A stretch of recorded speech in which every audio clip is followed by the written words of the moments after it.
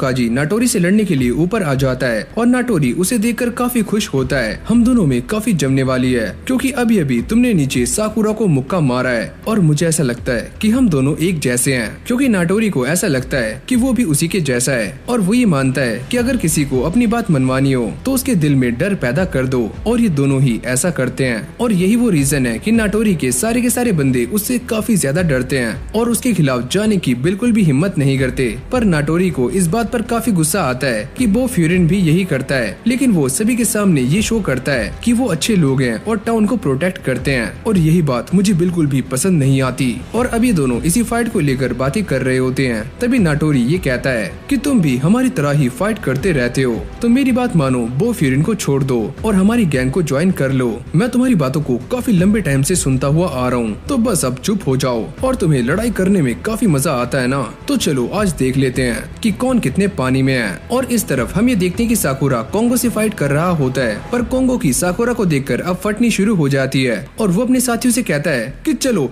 एक साथ मिलकर इसके ऊपर अटैक करते हैं। जिसके बाद कुछ लोग भागकर साकुरा की तरफ जाते हैं, पर साकुरा बड़ी आराम से उन सभी को पेल देता है। जिसके बाद वो धीरे धीरे बड़े डैशिंग स्टाइल में कोंगो की तरफ बढ़ रहा होता है और वो उसके एक जोरदार मुक्का मारता है और एक ही मुक्के में उसे बेहोश कर देता है। और इस तरफ टाइगा किरीशिमा से बचने की कोशिश कर रहा था, क्योंकि ये बंदा काफी स्ट्रॉन्ग है और उसे इस बात का काफी दुख होता है कि उसके सीनियर्स को उसे बचाने के लिए यहाँ पर आना पड़ा।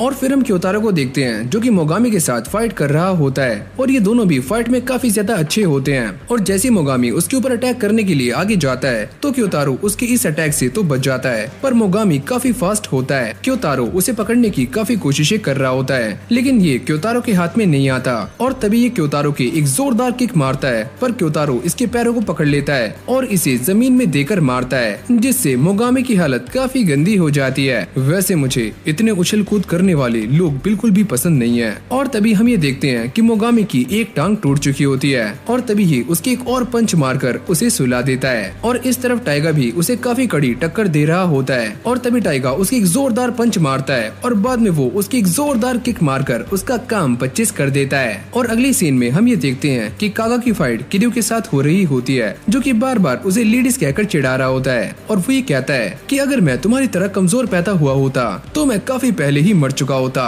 और अभी उससे लड़ते हुए उसे बार बार भड़काने की कोशिश कर रहा होता है, जिसके बाद वो उसकी एक जोरदार मुक्का मारता है जो कि किरीउ के हाथ पर लग जाता है। और वो ये कहता है, क्या हुआ, कहीं तुम्हारा हाथ टूट तो नहीं गया?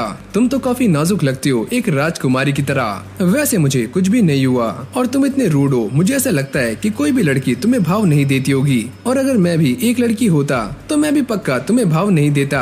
और ये सुनने के बाद कागा उसके ऊपर दोबारा से अटैक्स करना शुरू कर देता है। वैसे तुम भी तो काफी कमजोर हो, क्योंकि तुम भी अपने लीडर के ऑर्डर को मानते हो। और कागा लड़ते हुए ये बताता है, ऐसा बिल्कुल भी नहीं है, मैं तो बस उनकी हेल्प कर रहा हूँ उन्हें जिताने में। और अब किरीउ उसे बार बार उकसाने की कोशिश कर रहा होता है, जिससे कागा को और भी ज्यादा गुस्सा आ जाता है। लेकिन तभी अचानक हम ये देखते हैं कि किरीउ उसके कंधे पर हाथ रख देता है, जिससे कागा अचानक से नीचे गिर जाता है और उसे चक्कर आनी शुरू हो जाते हैं। तो निकल गई तुम्हारी सारी हेकड़ी, और वैसे मैं गिरे हुए लोगों पर हाथ नहीं उठाता, और अगर तुम दोबारा खड़े हुए तो मैं सोचूंगा। और वो उसे एक लास्ट पंच मारने वाला होता है, लेकिन तभी हमें इनोमोटो को दिखाया जाता है और साथ में उसके एक साथी को, जो कि कील के काफी सारे बंदों को निपटा रहे होते हैं। और इन दोनों के आने से ही साकुरा की टीम काफी ज्यादा जीत के करीब होती है। और अब साकुरा भी ये सारा कुछ देखकर काफी सैड हो जाता है और वो ये सोचता है कि मैंने अपना सारा ध्यान लीडर पर लगाया, जबकि मुझे अपनी टीम के बारे में सोचना चाहिए था। इन सभी ने मेरा काफी साथ दिया है। जिसके बाद ये सारे मिलकर दोबारा से कील के मेंबर्स को पेलना शुरू कर देते हैं। लेकिन तभी अचानक साकुरा के पास एक बंदा आकर गिरता है और ये वही बंदा है जिसकी धुलाई सुओ कर रहा है। और तभी अचानक से सुओ उसके सामने आ जाता है और आते ही उसे एक जोरदार किक मारता है और एक ही किक में उसे बेहोश कर देता है। लेकिन वो इतने में भी नहीं रुकता और दोबारा से इस बंदे को उठाकर इसके ऊपर एक मुक्का मारने वाला होता है, लेकिन साकुरा उसको रोक लेता है। तुम इसे कितना मारना चाहते हो, ये ऑलरेडी बेहोश हो चुका है। क्या तुम्हें इस फाइट में गुस्सा नहीं आ रहा है? तुम इतने शांत कैसे हो? हाँ, मुझे भी गुस्सा आ रहा है, लेकिन गुस्सा करने से सारा कुछ सही नहीं हो जाएगा।